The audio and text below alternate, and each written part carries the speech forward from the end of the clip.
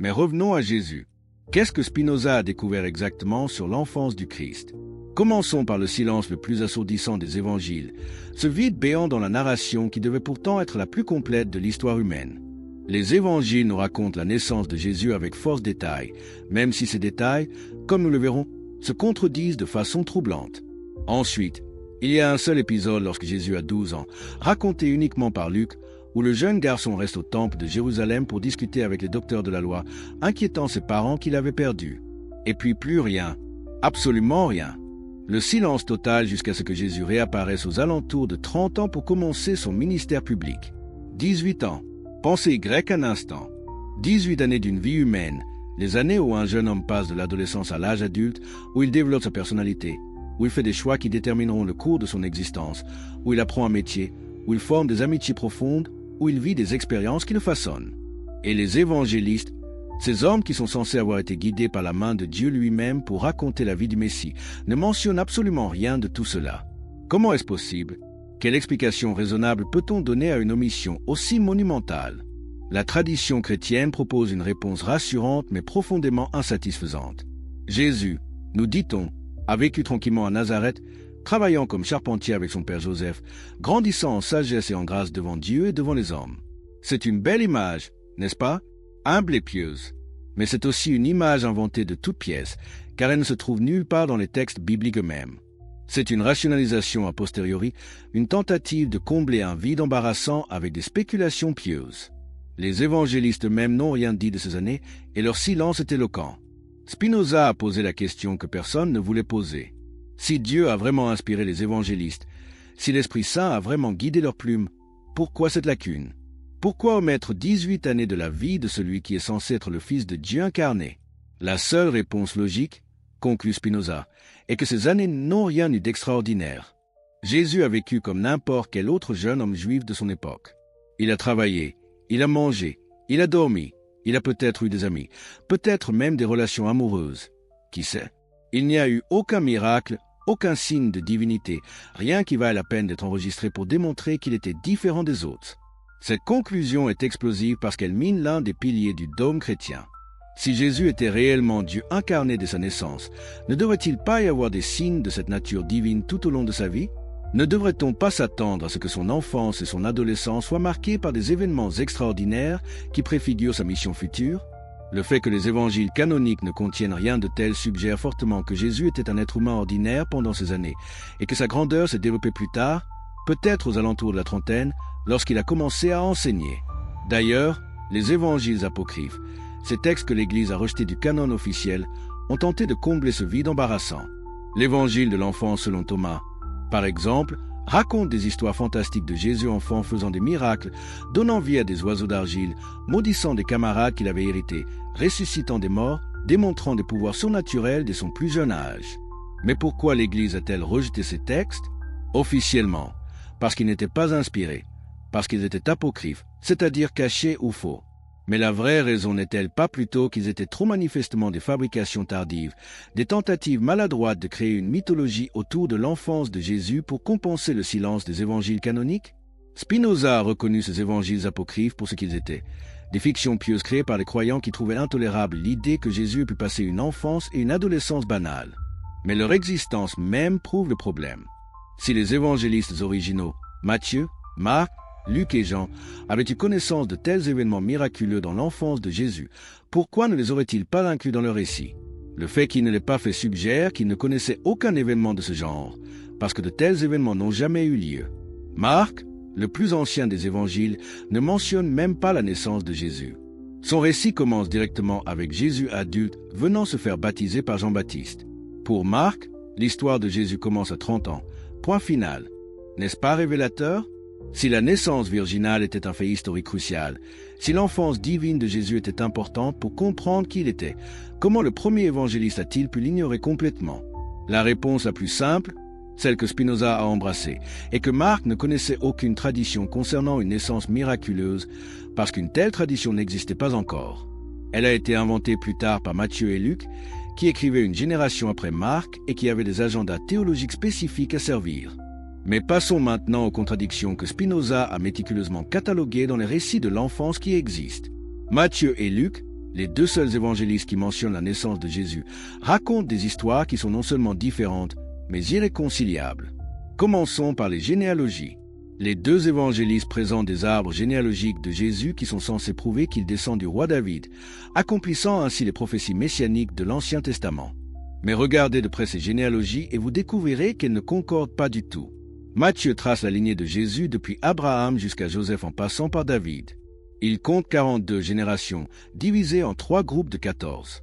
Luc, de son côté, remonte encore plus loin, jusqu'à Adam lui-même, et il compte 77 générations. Mais le problème n'est pas seulement le nombre différent de générations. Les noms eux-mêmes sont différents.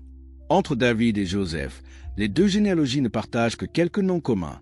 Matthieu dit que le père de Joseph s'appelait Jacob. Luc dit qu'il s'appelait Élie. Comment est-ce possible?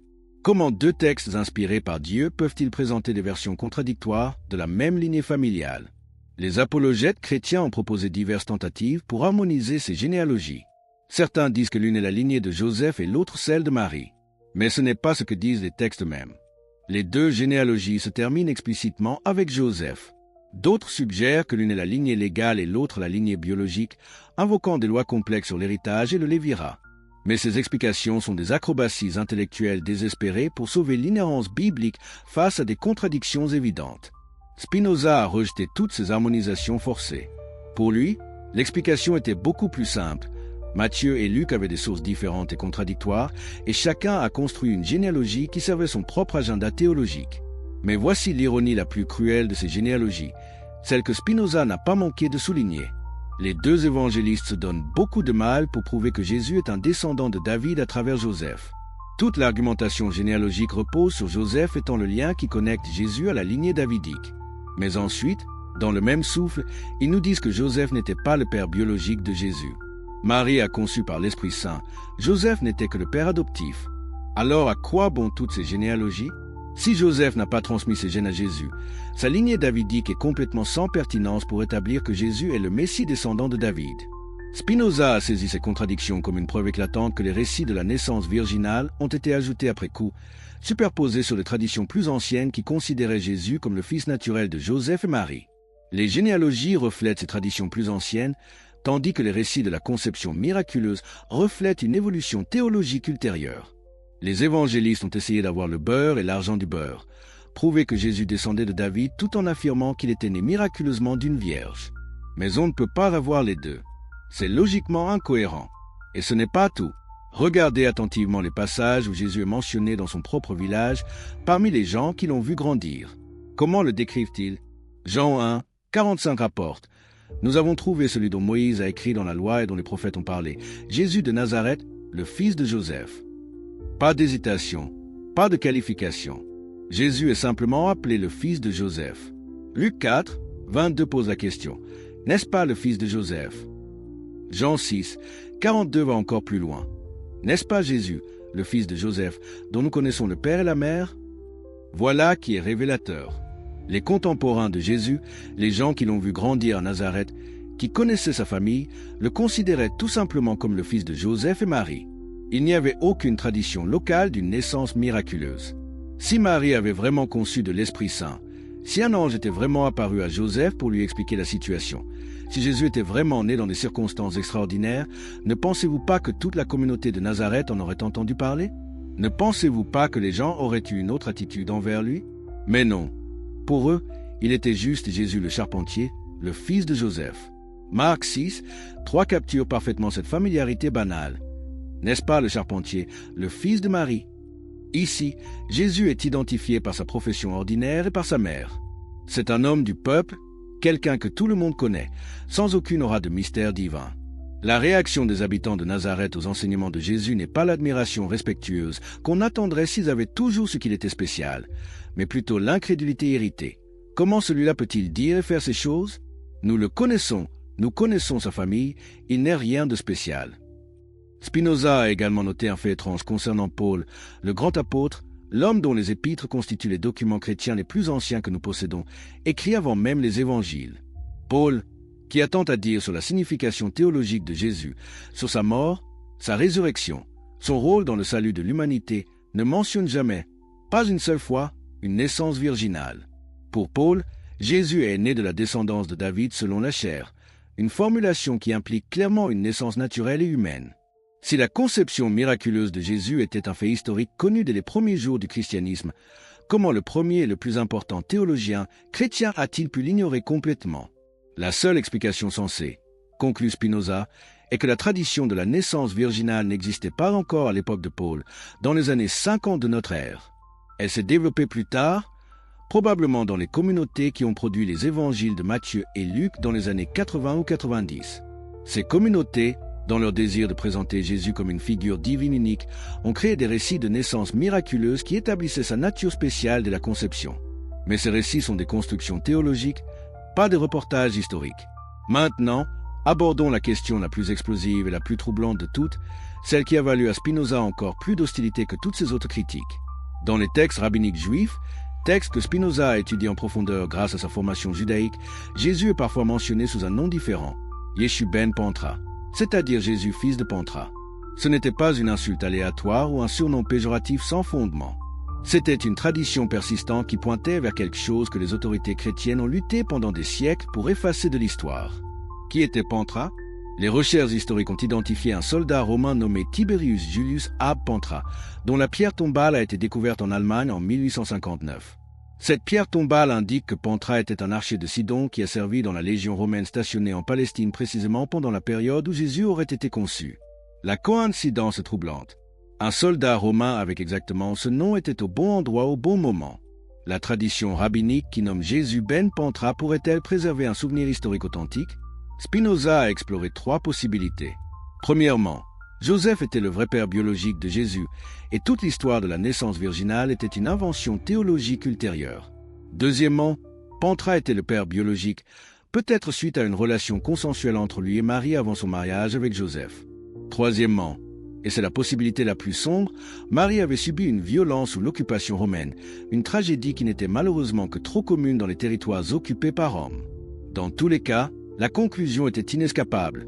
Jésus était né de façon entièrement humaine et naturelle, sans intervention divine. Pourquoi cette information était-elle si dangereuse qu'elle devait être supprimée?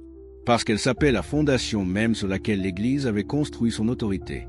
Si Jésus n'était pas né miraculeusement, si sa conception n'était pas le résultat d'une intervention divine spéciale, alors qu'est-ce que cela signifiait pour la doctrine de l'incarnation?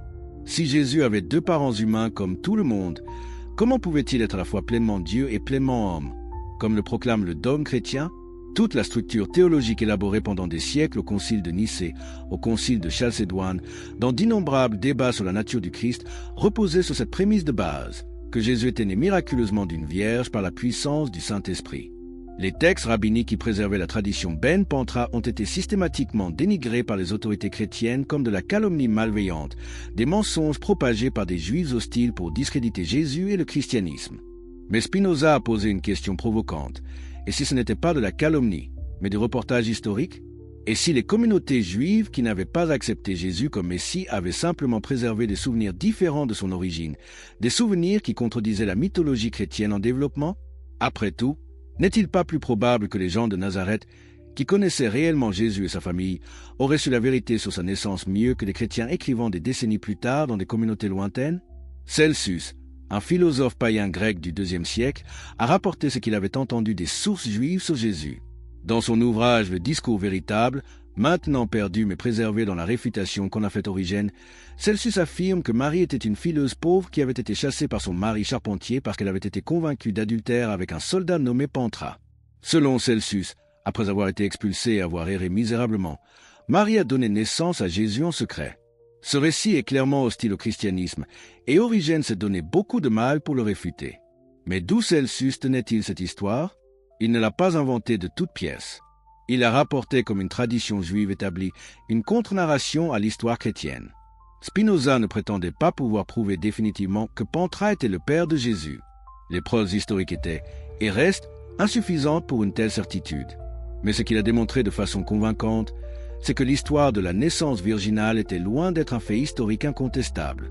C'était une affirmation théologique contestée dès le début, une affirmation qui contredisait ce que beaucoup de gens, y compris des Juifs qui connaissaient la famille de Jésus, croyaient être la vérité. Et face à des témoignages contradictoires, Face à l'absence totale de toute mention de naissance virginale chez Paul et Marc, face aux contradictions flagrantes dans les récits de Matthieu et Luc, la position intellectuellement honnête est le scepticisme. Mais attendez, diront certains, même si Jésus est né naturellement de 2 parents humains, cela ne diminue-t-il pas son importance ? N'est-ce pas précisément ce que veulent les ennemis du christianisme, réduire Jésus à un simple homme ordinaire sans rien de spécial ? Ici, Spinoza offre une perspective profondément différente et, à sa manière, plus inspirant que la théologie traditionnelle. Pour Spinoza, le fait que Jésus était pleinement humain, né naturellement comme nous tous, ne diminuait en rien sa grandeur. Au contraire, cela la rendait encore plus remarquable et plus pertinente. Pensée grecque. Si Jésus était Dieu incarné de sa conception, doté de pouvoirs divins, de connaissances surnaturelles, d'une nature essentiellement différente de la nôtre, alors son exemple est-il vraiment imitable ? Comment pourrions-nous, simples mortels limités, espérer suivre les traces de quelqu'un qui était fondamentalement différent de nous par nature ? Mais si Jésus était pleinement humain, s'il a grandi comme nous tous, s'il a lutté et appris et développé sa sagesse à travers l'expérience humaine, alors son accomplissement devient quelque chose d'accessible, un modèle que nous pouvons réellement aspirer à suivre. Spinoza voyait Jésus comme ce qu'il appelait le philosophe suprême, un être humain qui avait atteint le plus haut niveau de compréhension morale et philosophique que l'humanité puisse atteindre. Jésus avait compris les vérités éternelles sur l'amour de Dieu et l'amour du prochain, non pas parce qu'elles lui avaient été révélées par magie divine, mais parce qu'il les avait saisies par la raison. Sa grandeur résidait dans sa capacité à vivre selon ces vérités et à les enseigner de manière si puissante et si accessible que son message a transformé le monde. Mais cette grandeur était une grandeur humaine, ce qui signifie qu'elle est potentiellement accessible à tous. Dans le traité théologico-politique, Spinoza fait une distinction cruciale entre Moïse et Jésus. Moïse, selon Spinoza, était un législateur politique concerné par l'établissement et le maintien d'un État hébreu. Les lois qu'il a données, y compris les lois cérémonielles complexes sur le sacrifice, la pureté, l'alimentation et ainsi de suite, n'étaient pas des vérités morales universelles mais des règlements particuliers conçus pour servir la prospérité d'une nation spécifique. Ces lois n'ont de validité que dans le contexte de cet État, et lorsque l'État hébreu a cessé d'exister, ces lois ont perdu leur force contraignante. Jésus, en revanche, ne s'intéressait pas à la création d'États ou à la promulgation de codes légaux complexes. Sa préoccupation était la béatitude, le bonheur humain véritable et durable, et les préceptes moraux simples qui y conduisent. L'enseignement central de Jésus, selon Spinoza, était l'amour de Dieu et l'amour du prochain manifesté par la pratique de la justice et de la charité. Contrairement à Moïse qui avait compris ces préceptes comme des commandements spéciaux donnés uniquement au peuple hébreu, Jésus les comprenait comme des vérités éternelles applicables à toute l'humanité, indépendamment de la race, de la nationalité ou de l'affiliation religieuse. C'est ici que Spinoza attribue à Jésus quelque chose de véritablement unique et spécial. Tandis que les prophètes hébreux recevaient leur révélation par l'imagination, par des paroles et des visions qui venaient de l'extérieur, Jésus, selon Spinoza, avait une appréhension intellectuelle directe et non médiatisée des vérités divines. Dieu communiquait avec lui d'esprit à esprit, ce qui signifie que Jésus comprenait les lois morales éternelles, non pas comme des commandements arbitraires d'une volonté divine capricieuse, mais comme des vérités rationnelles sur la nature de la réalité et sur la meilleure façon pour les êtres humains de vivre. Cette conception de Jésus est radicalement différente de celle de l'orthodoxie chrétienne, mais elle n'est pas pour autant irrespectueuse ou réductrice. Au contraire, Spinoza avait une admiration profonde pour Jésus en tant que maître de sagesse morale. Ce qu'il rejetait, c'était la couche de mythologie qui s'était accumulée autour de Jésus, les dogmes sur la Trinité, l'incarnation, la transsubstantiation et toutes les autres doctrines élaborées qui, selon lui, obscurcissaient plutôt qu'elles n'éclairaient le véritable enseignement de Jésus. Le vrai Jésus, le Jésus historique qui avait réellement vécu et enseigné en Galilée et en Judée, était un être humain extraordinaire dont le message d'amour universel reste profondément pertinent. Mais cet être humain extraordinaire a été enterré sous des couches de théologie spéculative qui l'ont transformé en une figure divine inaccessible. Point à la tragédie, selon Spinoza, et que ce processus de mythologisation a commencé presque immédiatement après la mort de Jésus.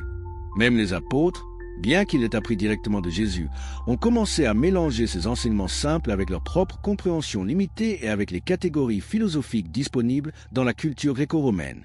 Paul, bien qu'il n'ait jamais rencontré Jésus de son vivant, a développé une théologie complexe de la rédemption par le sacrifice qui allait bien au-delà de tout ce que Jésus lui-même avait enseigné. Et au fil des siècles, alors que le christianisme se répandait et se transformait en religion d'État de l'Empire romain, les simples préceptes moraux de Jésus ont été noyés dans un océan de doctrines théologiques, de rituels liturgiques et de structures ecclésiastiques hiérarchiques. Le résultat a été que le Jésus historique, le maître de sagesse qui enseignait l'amour universel par la raison, a été presque complètement perdu. À sa place est apparue une figure mythologique, un Dieu incarné né d'une vierge, accomplissant des miracles pour prouver sa divinité, mourant pour satisfaire la justice d'un Dieu vengeur et ressuscitant physiquement des morts. Cette version mythologique de Jésus est devenue un outil de contrôle ecclésiastique, une base pour la persécution des hérétiques et une justification pour d'innombrables atrocités commises au nom du Christ au fil des siècles. Les croisades, l'Inquisition, les guerres de religion, la chasse aux sorcières, tout cela a été fait au nom d'un Christ mythologique qui avait bien peu à voir avec le Jésus humain qui avait prêché l'amour et la paix. Voilà le véritable crime que Spinoza dénonçait, et c'est pour cela qu'il a été si violemment attaqué par les autorités religieuses, tant juives que chrétiennes. Il ne cherchait pas à détruire la religion ou à insulter Jésus. Au contraire, il cherchait à libérer le véritable message de Jésus de la prison dogmatique dans laquelle l'Église l'avait enfermé. Il voulait que les gens comprennent que les vérités morales que Jésus enseignait, l'amour de Dieu et l'amour du prochain, la justice et la charité, ne dépendaient pas de croyances en des miracles, en des naissances virginales ou en des résurrections physiques. Ces vérités sont des principes rationnels que n'importe qui peut comprendre et pratiquer, indépendamment de ses croyances théologiques. Alors, pourquoi les années perdues de l'enfance de Jésus sont-elles perdues? Spinoza nous donne une réponse claire. Parce qu'elles étaient ordinaires. Jésus a grandi comme un garçon juif normal à Nazareth. Il a appris le métier de charpentier de son père Joseph. Il a joué avec d'autres enfants. Il a étudié les Écritures à la synagogue locale. Il a vécu une vie simple et modeste dans un village de province. Il n'y a eu aucun miracle, aucun signe de divinité, rien qui distinguait le jeune Jésus des autres garçons de son âge. Ce n'est que plus tard, probablement aux alentours de la trentaine, que Jésus a commencé à développer les insights profonds qui feraient de lui l'un des maîtres moraux les plus influents de l'histoire. Cette conclusion devrait-elle nous décevoir? Spinoza dirait que non. Elle devrait au contraire nous inspirer. Car si Jésus a atteint la sagesse et la grandeur morale en partant d'une enfance et d'une jeunesse ordinaire, cela signifie que ces mêmes hauteurs sont potentiellement accessibles à chacun d'entre nous. Nous n'avons pas besoin de naître miraculeusement pour vivre des vies moralement excellentes. Nous n'avons pas besoin de pouvoirs surnaturels pour comprendre et pratiquer l'amour et la justice. Nous avons besoin de raison, de réflexion, d'effort moral et de volonté de vivre selon ce que nous savons être vrai. Terminons en revenant à la question initiale qui a lancé toute cette investigation. Que nous dit vraiment Spinoza sur l'enfance de Jésus que personne ne veut nous raconter? Il nous dit que les silences des évangiles sont révélateurs, que les contradictions dans les récits de la naissance trahissent leurs origines mythologiques, que les preuves suggèrent une naissance humaine, naturelle plutôt qu'une conception miraculeuse. Il nous dit que le vrai Jésus était un être humain remarquable dont la grandeur résidait dans sa compréhension profonde de vérités morales universelles et dans sa capacité à les vivre et à les enseigner avec une puissance transformatrice. Et il nous dit que cette vérité, loin de diminuer Jésus, le rend encore plus pertinent et inspirant pour nous. Les autorités religieuses ont supprimé ces idées pendant des siècles parce qu'elles menaçaient leur pouvoir.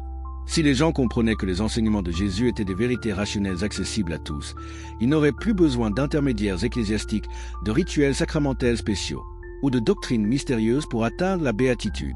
L'Église perdrait son monopole sur le salut. Les prêtres perdraient leur autorité pour dicter ce que les gens doivent croire. Et c'est précisément pour cette raison que Spinoza a été excommunié, dénoncé, censuré et vilipendé. Il a osé dire que l'empereur était nu, que la mythologie chrétienne avait peu de fondements historiques et que le véritable message de Jésus était beaucoup plus simple et plus universel que ce que l'Église enseignait. Aujourd'hui, plus de 3 siècles après la mort de Spinoza, ces idées restent controversées, mais elles ont également jeté les bases de la critique biblique moderne, de l'étude historique de Jésus et d'une approche plus rationnelle et moins dogmatique de la religion. Les chercheurs contemporains qui étudient les origines du christianisme, qui analysent les contradictions dans les évangiles, qui recherchent le Jésus historique derrière les couches de théologie, marchent tous dans les traces de Spinoza. Il a eu le courage d'appliquer la raison au texte sacré à une époque où cela pouvait vous coûter votre vie. Et grâce à son courage, nous avons aujourd'hui la liberté de poser des questions honnêtes, de rechercher la vérité où qu'elle nous mène, et de distinguer les faits historiques des mythes religieux. Si ce récit a ébranlé vos certitudes, si ces idées vous ont fait réfléchir à ce que vous avez toujours accepté sans questionner, alors partagez cette vidéo avec quelqu'un qui a besoin d'entendre ces vérités révolutionnaires. Et surtout, abonnez-vous à cette chaîne, car nous continuerons à explorer les idées dangereuses que les autorités préfèrent garder cachées, les vérités inconfortables qui défient les dogmes établis et les questions que personne n'ose poser. N'oubliez pas de me dire dans les commentaires de quel pays vous regardez et à quelle heure vous avez découvert cette vidéo. Votre engagement aide l'algorithme à partager ce contenu avec d'autres chercheurs de vérité comme vous. Et si cette investigation vous a interpellé, prenez une seconde pour liker la vidéo depuis votre téléphone. Cela fait toute la différence. La vérité que Spinoza a risqué sa vie pour révéler mérite d'être connue par le plus grand nombre possible. Êtes-vous prêt à voir Jésus sous un nouveau jour, non pas comme une divinité inaccessible ni miraculeusement, mais comme un être humain extraordinaire dont la sagesse et l'amour peuvent encore nous guider aujourd'hui?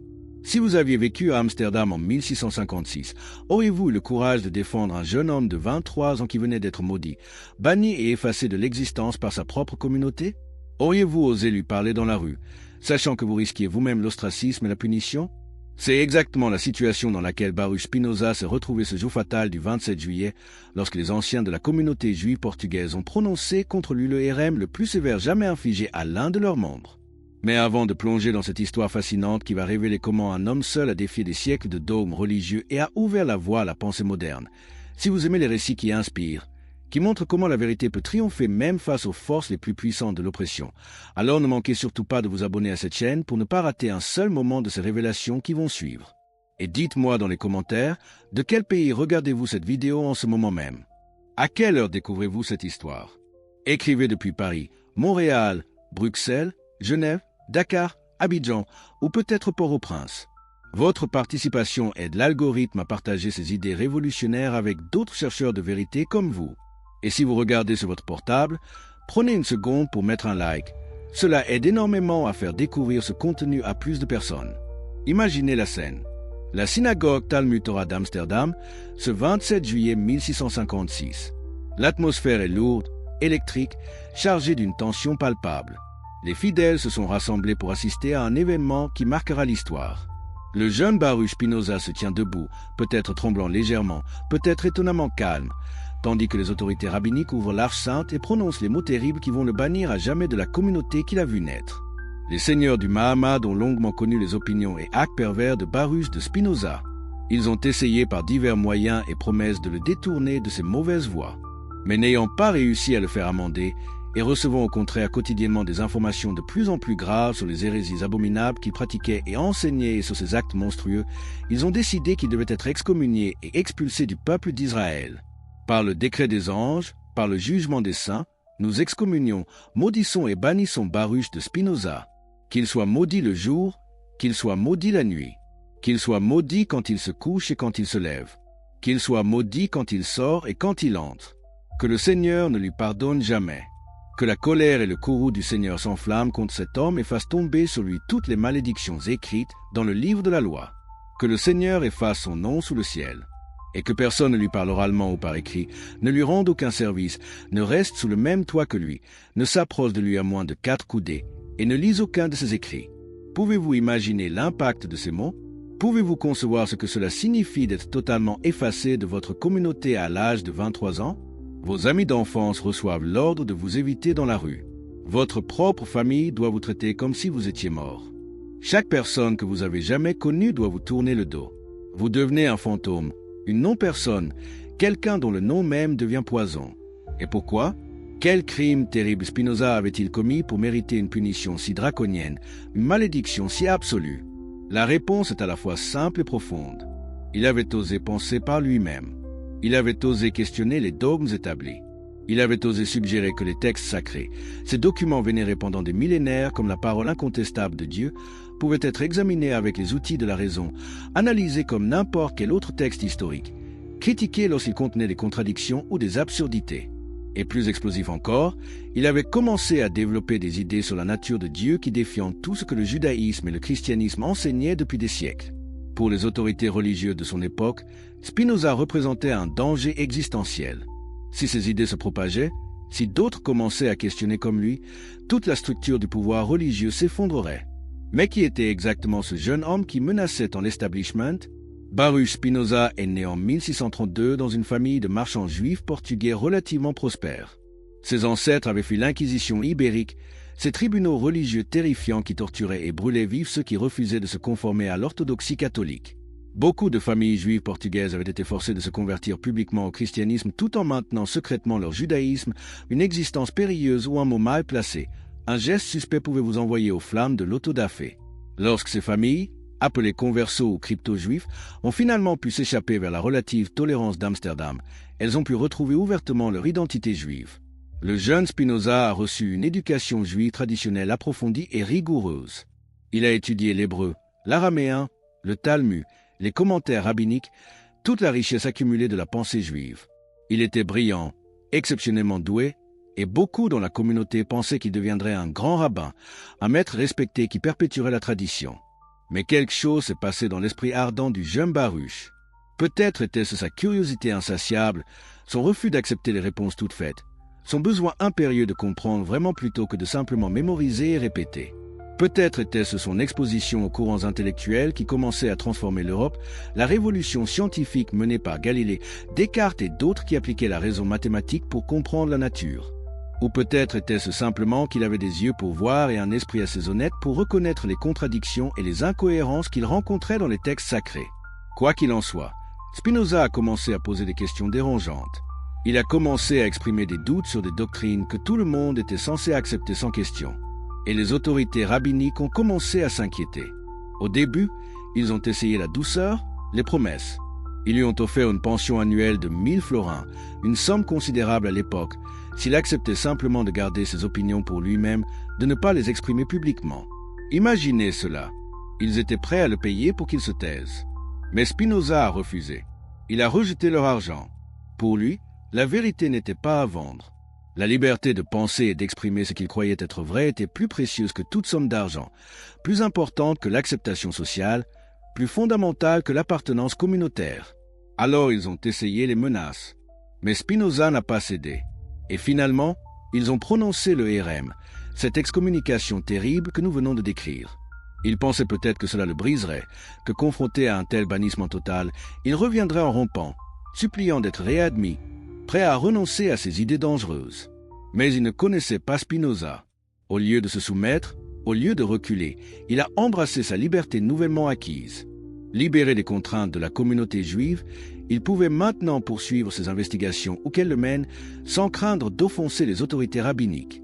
L'excommunication, destinée à être une punition, est devenue une libération. Mais comment allait-il survivre, banni de la communauté juive, sans les réseaux commerciaux de sa famille? Comment un jeune homme de 23 ans pourrait-il gagner sa vie dans le monde dur du XVIIe siècle?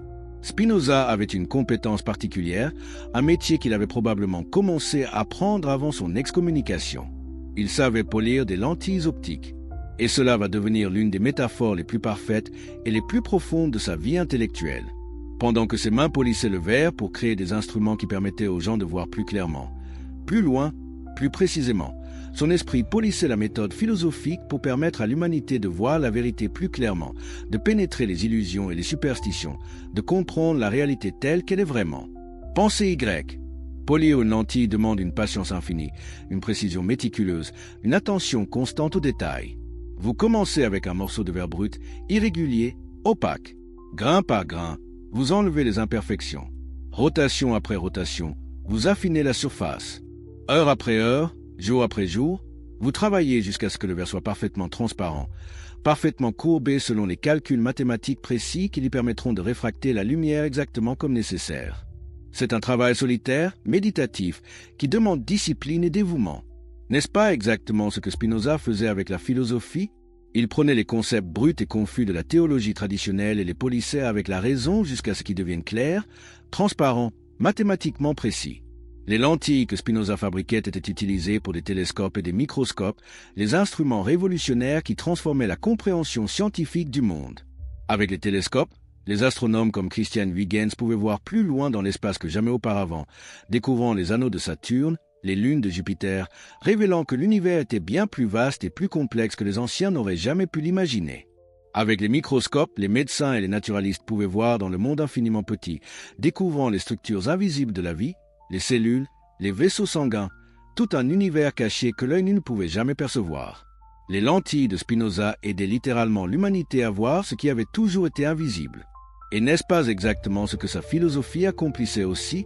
Il créait des outils conceptuels, des méthodes d'analyse qui permettaient aux gens de voir à travers les brumes de la superstition et du dogme, de percevoir les structures cachées de la réalité, de comprendre les lois éternelles qui gouvernent l'existence. Ces lentilles physiques révélaient les merveilles du cosmos. Sa philosophie révélait les vérités éternelles sur Dieu, la nature et l'existence humaine. Il était un fabricant de lentilles dans les deux sens, un artisan de la vision, qu'elle soit physique ou intellectuelle. Vivant modestement de son travail de polissage de lentilles, Spinoza s'est installé dans diverses villes néerlandaises, d'abord à Amsterdam, puis à Rijnsburg, puis à Voorburg et finalement à La Haye. Il vivait simplement, presque ascétiquement, dans de petites pièces louées, entourées de livres et d'instruments optiques. Il refusait les honneurs et les positions prestigieuses. L'université de Heidelberg lui a offert une chaire de philosophie, une opportunité que la plupart des érudits auraient saisie avec empressement. Mais Spinoza l'a refusé, craignant que même dans l'université relativement libérale de Heidelberg, il serait contraint de modérer ses opinions, de se censurer pour ne pas offenser les autorités. Il préférait sa pauvreté libre à une richesse contrainte. Durant ces années de relative solitude, Spinoza a écrit. Oh, comme il a écrit. Son œuvre la plus célèbre, L'éthique, démontrée selon l'ordre géométrique, est un chef-d'œuvre de rigueur philosophique. Suivant le modèle des éléments d'Euclide, Spinoza commence avec des définitions et des axiomes, puis en déduit des propositions avec une précision mathématique. Mais ce n'est pas un exercice académique sec. C'est une vision radicale et totale de la réalité, de Dieu, de l'esprit humain, des émotions, de l'éthique, de la liberté et de la béatitude. C'est l'une des tentatives les plus ambitieuses de l'histoire de la philosophie pour comprendre tout, pour créer un système complet qui explique l'existence elle-même. Mais c'est un autre ouvrage de Spinoza qui va nous occuper maintenant, un livre qui a provoqué encore plus de scandales et de fureur de son vivant. Le traité théologico-politique, publié anonymement en 1670, est une bombe intellectuelle lancée au cœur du pouvoir religieux. Un critique anonyme l'a décrit comme ayant été forgé en enfer par le juif apostat travaillant avec le diable. Les autorités religieuses, tant protestantes que catholiques, ont été horrifiées. Ils ont dénoncé le livre, ont essayé de le supprimer, ont interdit sa vente et sa lecture. Mais malgré toutes leurs tentatives de censure, le livre s'est répandu, passant de main en main, lu avidement par ceux qui avaient soif d'idées nouvelles. Pourquoi ce livre était-il si dangereux? Qu'est-ce que Spinoza y disait qui menaçait tant l'establishment religieux? La réponse se trouve dans sa méthode révolutionnaire pour interpréter les Écritures, une méthode qui allait transformer à jamais la façon dont l'humanité comprend les textes sacrés. Jusqu'à Spinoza, il y avait essentiellement deux façons d'aborder la Bible. La première était la lecture littérale et fondamentaliste qui prenait chaque mot comme la vérité factuelle dictée par Dieu lui-même. Si la Bible disait que Dieu a créé le monde en 6 jours, alors c'était exactement ce qui s'était passé, peu importe ce que la raison ou l'observation scientifique pourrait suggérer. Si la Bible disait que Josué a arrêté le soleil dans le ciel, alors le soleil s'est vraiment arrêté, même si cela viole toutes les lois de la physique. Cette approche conduisait à des absurdités manifestes et forçait les croyants à rejeter la raison chaque fois qu'elle entrait en conflit avec le texte sacré. La deuxième approche était l'interprétation allégorique ou symbolique, développée par des penseurs comme Maïmonide dans le judaïsme et de nombreux théologiens chrétiens. Selon cette méthode, lorsque la Bible dit quelque chose qui contredit la raison ou la science, nous devons interpréter ce passage allégoriquement plutôt que littéralement. Si la Bible attribue des parties du corps à Dieu, disant que Dieu a des mains ou des yeux ou un visage, mais que la raison nous dit que Dieu doit être immatériel et incorporel, alors ces références corporelles doivent être comprises métaphoriquement. Cette approche permettait de préserver la vénération de la Bible tout en acceptant les vérités de la raison et de la science. Mais Spinoza a rejeté les deux approches.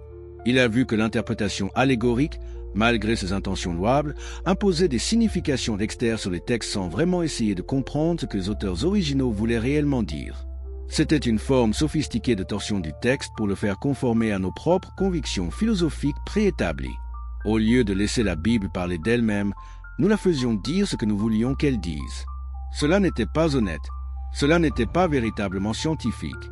Et cela ne nous rapprochait pas de la vérité sur ce que les auteurs bibliques croyaient réellement et enseignaient réellement. Alors Spinoza a proposé quelque chose de radicalement différent, une méthode qui allait révolutionner l'étude biblique. Il a insisté pour que nous traitions la Bible exactement comme nous traiterions n'importe quel autre texte ancien.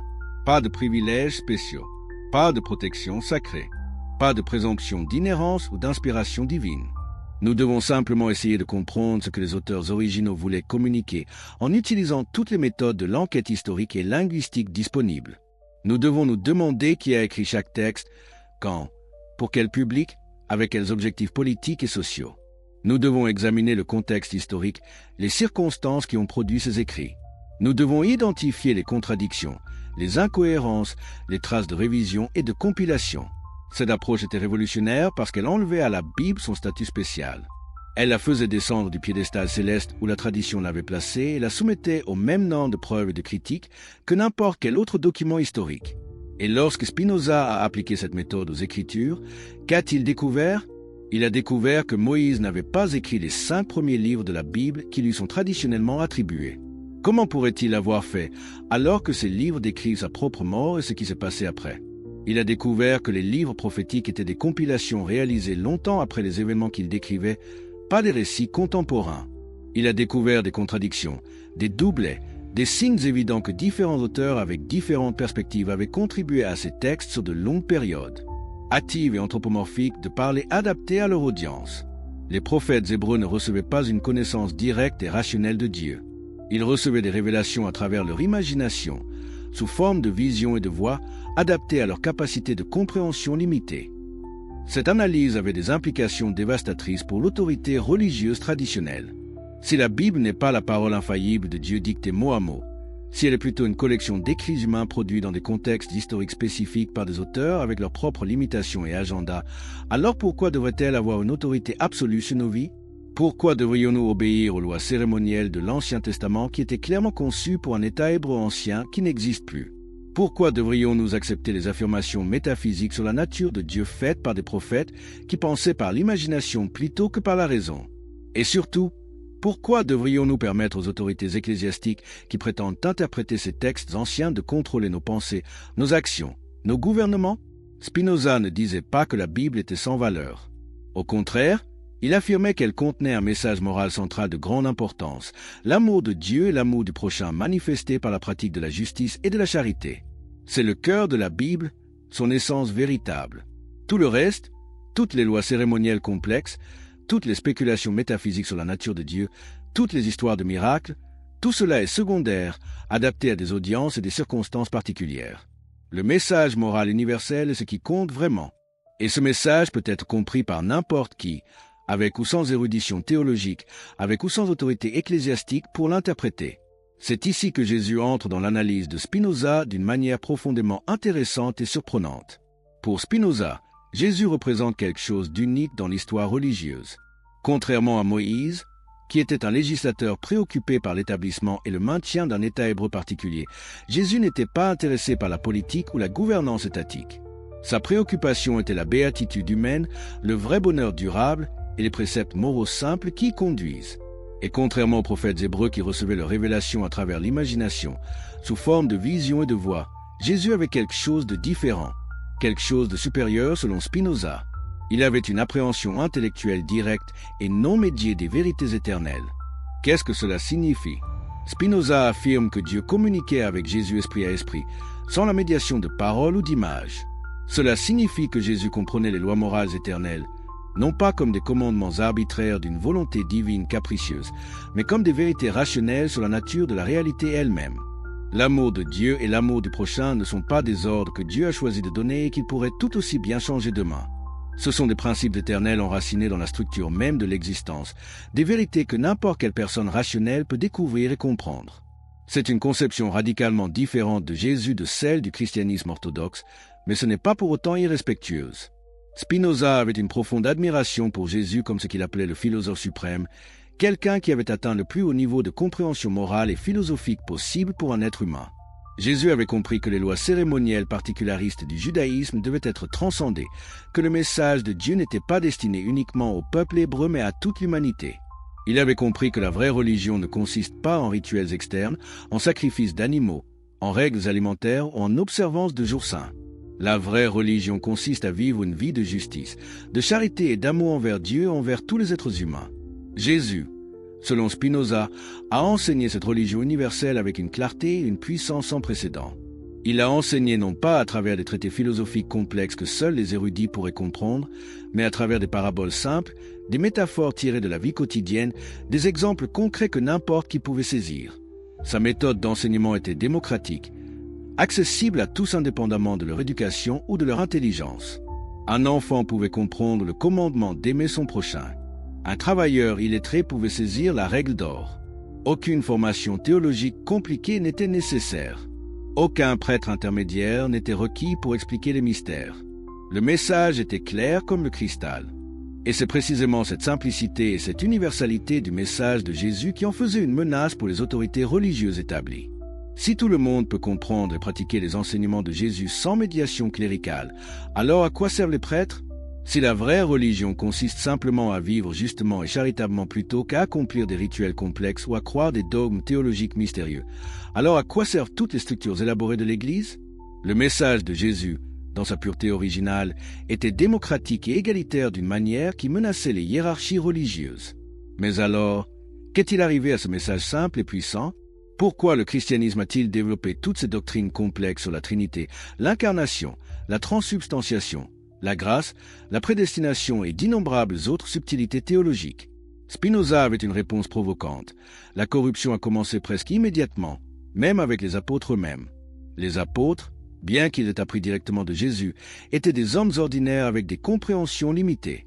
Lorsqu'ils ont commencé à prêcher le message de Jésus à différentes audiences, ils l'ont inévitablement mélangé avec leurs propres idées, leurs propres limitations, les catégories philosophiques et culturelles disponibles dans le monde gréco-romain. Paul, qui n'avait jamais rencontré Jésus de son vivant, a développé une théologie complexe de la rédemption par le sacrifice du Christ qui allait bien au-delà de ce que Jésus lui-même avait enseigné. Jean a incorporé des concepts philosophiques grecs sur le logo, le verbe divin. Au fil des générations, alors que le christianisme se répandait et se développait, les enseignements simples de Jésus sur l'amour et la justice ont été progressivement enterrés sous des couches de plus en plus épaisses de spéculations théologiques, de dogmes ecclésiastiques et de rituels liturgiques. Au IVe siècle, lorsque le christianisme est devenu la religion officielle de l'Empire romain, le processus était complet. L'Église institutionnelle avait transformé le message simple de Jésus en un système complexe de croyances obligatoires, de rituels prescrits et de pouvoirs hiérarchiques. Et le résultat? Les guerres de religion qui ont déchiré l'Europe pendant des siècles. Les croisades où des chrétiens ont massacré des musulmans au nom du Christ. L'Inquisition où des chrétiens ont torturé et brûlé d'autres chrétiens pour désaccords doctrinaux mineurs. La chasse aux sorcières où des dizaines de milliers de femmes innocentes ont été exécutées sur la base de superstitions. Toutes ces atrocités ont été commises au nom d'un Christ mythologique qui avait peu de ressemblance avec le Jésus historique qui avait prêché l'amour, la paix et le pardon. N'est-ce pas l'ironie la plus cruelle de l'histoire? Que la religion fondée sur les enseignements d'un homme qui prônait l'amour universel soit devenue l'une des forces les plus violentes et oppressives de l'histoire humaine. Spinoza a vu tout cela avec une clarté douloureuse. Et c'est pourquoi il a écrit le traité théologico-politique. Son objectif n'était pas de détruire la religion ou d'attaquer Jésus. C'était de libérer le vrai message de Jésus de la prison dogmatique dans laquelle l'Église l'avait enfermé. C'était de montrer que les doctrines théologiques complexes n'étaient pas essentielles au salut, que ce qui comptait vraiment était la vie morale de justice et de charité. C'était de séparer la religion de la superstition, la foi véritable de la crédulité aveugle, la spiritualité authentique du contrôle ecclésiastique. Et surtout, c'était de défendre la liberté de pensée et d'expression contre les tentatives des autorités religieuses de contrôler ce que les gens étaient autorisés à penser, à dire et à croire. Le concept que Spinoza défendait était la libertà philosophandi, généralement traduit par liberté de philosopher, mais signifiant en fait quelque chose de beaucoup plus large. C'était une liberté complète de pensée et d'expression. La liberté de lire n'importe quel livre, de discuter n'importe quelle idée, d'enseigner n'importe quelle position, de critiquer n'importe quelle autorité, sans craindre la persécution ou les représailles. Cette liberté, selon Spinoza, n'était pas seulement un luxe agréable pour les intellectuels. C'était absolument essentiel pour le bien-être de la société et pour la découverte de la vérité. Sans elle, l'humanité reste prisonnière de la superstition et de l'ignorance. Avec elle, le progrès moral, scientifique et social devient possible. Imaginez à quel point cette idée était radicale au XVIIe siècle. À une époque où pratiquement tous les gouvernements européens imposaient une conformité religieuse stricte ou exprimer des doutes sur les dogmes officiels pouvait vous mener à la prison, à la torture ou à la mort, Spinoza osait dire que chacun devrait être libre de penser et de s'exprimer comme bon lui semble. Il argumentait que l'État n'avait aucune légitimité à contrôler les opinions religieuses des citoyens, que tenter de le faire était non seulement injuste mais aussi contre-productif, créant de l'hypocrisie, du ressentiment et des conflits au lieu de l'harmonie sociale recherchée. Plus radicalement encore, Spinoza affirmait que les autorités ecclésiastiques ne devraient avoir aucun pouvoir politique. La religion devrait être une affaire privée entre l'individu et Dieu, concernée uniquement par l'enseignement moral et l'encouragement à la piété. Les prêtres et les rabbins n'ont aucune expertise spéciale en matière de gouvernance politique. Ils n'ont aucun droit divin de dicter les lois ou les politiques. L'État devrait être laïque, gouverné par la raison et préoccupé par le bien-être matériel et la sécurité de ses citoyens. La religion devrait rester dans son propre domaine, enseignant l'amour et la justice mais n'exerçant aucune coercition politique. Ces idées étaient tellement en avance sur leur temps qu'il a fallu plus d'un siècle pour qu'elles commencent à être largement acceptées. Spinoza jetait les bases intellectuelles des Lumières, de la séparation de l'Église et de l'État, de la démocratie libérale moderne avec ses protections de la liberté d'expression et de conscience. Des penseurs ultérieurs comme Voltaire, Jefferson, Mill et d'autres ont marché dans les traces de Spinoza, développant et élargissant ses idées. Mais lui était le pionnier, celui qui avait le courage de les articuler clairement quand c'était encore terriblement dangereux de le faire. Et dangereux, c'était vraiment le cas. Bien que le traité théologico-politique ait été publié anonymement, l'identité de son auteur n'est pas restée secrète longtemps. Spinoza est devenu l'un des hommes les plus détestés d'Europe. Les prédicateurs calvinistes hollandais tonnaient contre lui depuis leur chair. Les théologiens catholiques le dénonçaient comme l'antéchrist. Les autorités politiques interdisaient son livre. Même certains de ses anciens amis l'ont abandonné, effrayés d'être associés à quelqu'un d'aussi notoirement hérétique. Un fanatique religieux a même essayé de l'assassiner, le poignardant dans la rue. Spinoza a survécu à l'attaque et on dit qu'il a conservé le manteau déchiré par le couteau comme rappel de ce que la haine religieuse peut produire. Malgré tout ce danger, toute cette hostilité, Spinoza n'a jamais rétracté ses idées. Il n'a jamais demandé pardon. Il n'a jamais essayé d'apaiser ses critiques en modérant ses positions. Il est resté fidèle à ce qu'il croyait être la vérité, quelles que soient les conséquences personnelles. Et lorsqu'il est mort en 1677 à l'âge de 44 ans, probablement de la maladie pulmonaire causée par des années d'inhalation de poussière de verre pendant qu'il polissait des lentilles, il est mort pauvre, marginalisé, détesté par les autorités religieuses, mais intellectuellement libre. Il avait vécu selon ce principe. Il avait dit sa vérité. Et cette vérité allait transformer le monde. Alors, que devrions-nous retenir de l'histoire de Spinoza et de sa vision radicale de Jésus et des Écritures? Premièrement, que l'honnêteté intellectuelle exige que nous suivions la vérité où qu'elle nous mène, même si elle perturbe nos croyances confortables, même si elle nous met en conflit avec les autorités puissantes, même si elle nous coûte personnellement cher. Spinoza aurait pu accepter l'argent des rabbins et garder le silence. Il aurait pu modérer ses opinions et vivre confortablement en tant que membre respecté de la communauté. Mais il a choisi la vérité et la liberté plutôt que le confort et l'acceptation. Ne devrions-nous pas avoir le même courage? Deuxièmement, que les textes sacrés, aussi vénérés soient-ils, doivent être soumis au même examen critique que n'importe quel autre texte historique. Nous ne pouvons pas simplement accepter les affirmations parce qu'elles sont anciennes ou parce que les autorités religieuses nous disent qu'elles sont vraies. Nous devons examiner les preuves, considérer les contradictions, comprendre les contextes historiques. Ce n'est que par une telle investigation honnête que nous pouvons distinguer les vérités historiques des mythes religieux, les messages moraux universels des règles culturelles particulières. Troisièmement, que le vrai message de Jésus, celui d'amour universel, de justice et de charité, ne dépend pas de croyances en des miracles, en des naissances virginales ou en des résurrections physiques. Ces éléments mythologiques peuvent être importants pour certaines personnes en tant qu'expression de foi, mais ils ne sont pas essentiels au cœur éthique de l'enseignement de Jésus.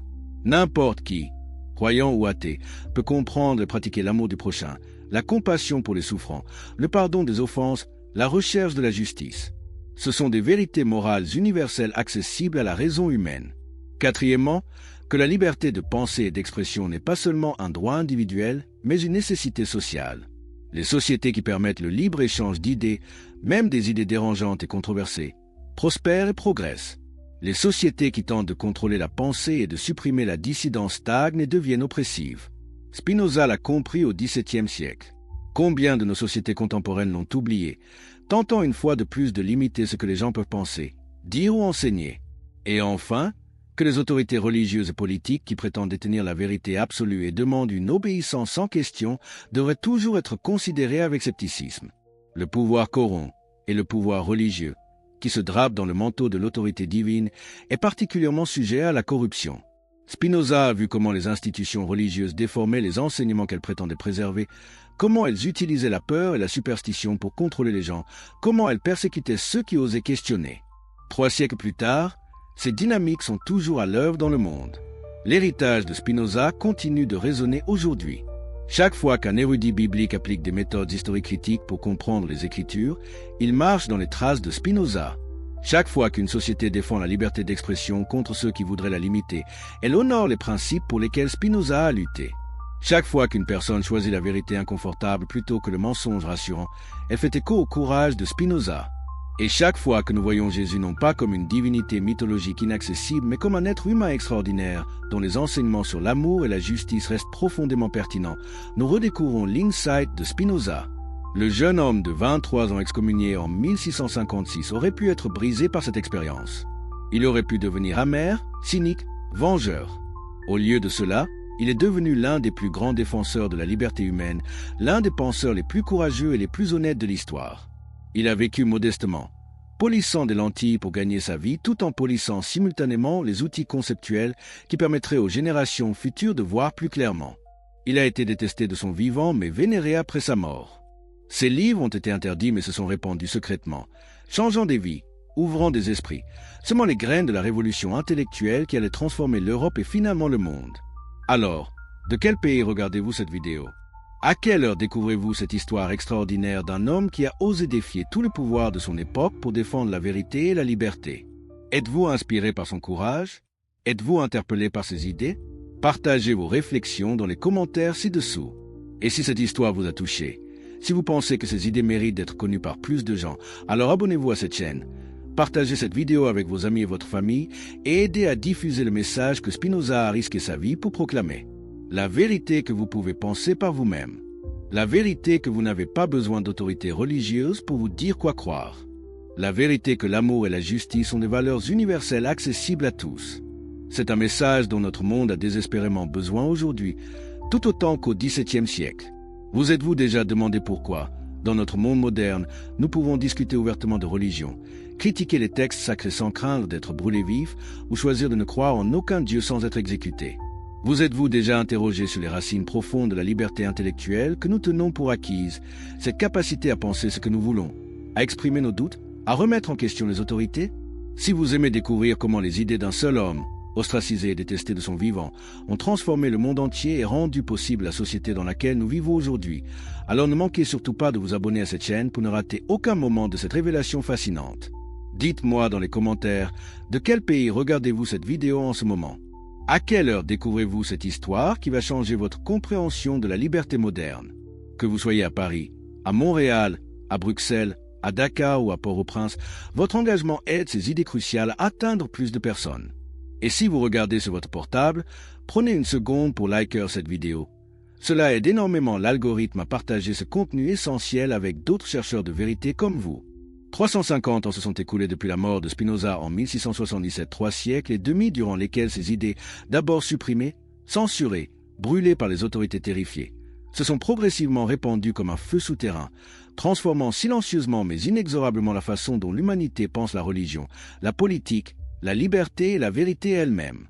Lorsque Spinoza est mort à 44 ans, seul dans sa petite chambre louée à La Haye, ses poumons ravagés par des années d'inhalation de poussière de verre, il était détesté, vilipendé, considéré comme l'un des hommes les plus dangereux d'Europe.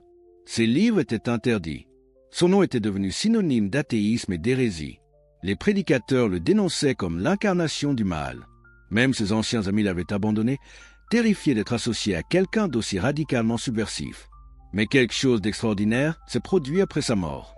Ses amis ont publié ses œuvres complètes, y compris l'Éthique, ce chef-d'œuvre philosophique qu'il n'avait jamais osé publier de son vivant. Et ses livres ont commencé à circuler, d'abord secrètement, passant de main en main parmi des cercles restreints d'intellectuels courageux. Ils ont été lus avidement par ceux qui avaient soif d'idées nouvelles, par ceux qui sentaient que les vieilles certitudes religieuses ne pouvaient plus être maintenues face aux découvertes de la science moderne, par ceux qui rêvaient d'un monde où la raison plutôt que la superstition guiderait l'humanité. Lentement, imperceptiblement au début, puis avec une force croissante, les idées de Spinoza ont commencé à remodeler la pensée européenne.